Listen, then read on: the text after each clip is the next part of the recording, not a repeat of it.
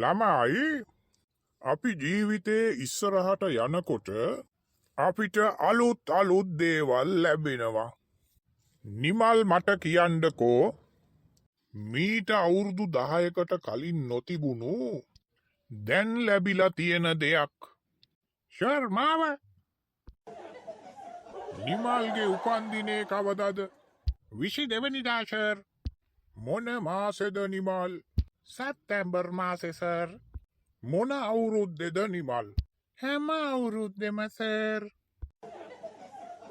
ළමයි තේරවිලි දන්නවද? එහෙනම් මං කියන එක තෝරන්නලකෝ. අක්කට නෑ නංගිට තියනවා. සමනලයගේ මැද්දෙන් තියනවා. නන්දසේනගේ දෙපැත්තෙන්ම තියනවා. පුළුවන් නම් දැන් කියන්නලකෝ බලන්න. සර් මොලේ වෙන්න බැරිද?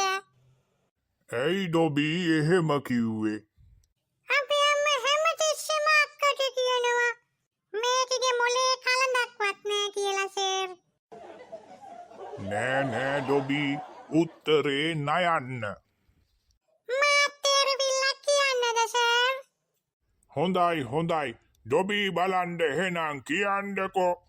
වතුර නැති මූදක් තියෙන්නේ කොහෙද? හිතාගන්න අමාරුයි. ඩොබීම කියන්නකෝ. සිතියම් පොතේ සර්. ඩොබී සින්දු එහෙම කියන්න දන්නේ නැද්ද? දන්නවා සර්. දෙමව්පියන්ගේ සින්දුව කියන්නද සර්? ඒ මොකද්ද ඩොබී? ඒ බලන්න කියන්නකෝ. ඒනාවත් කමක් නැතේ රත්තරන් පුතේ. බීනාවත් කමක් නැතේ රත්තරන් පුතේ. සීආවත් කමක් නැතේ රත්තරන් පුතේ. W නං අරන් ගෙදර එන්න එපා පුතේ.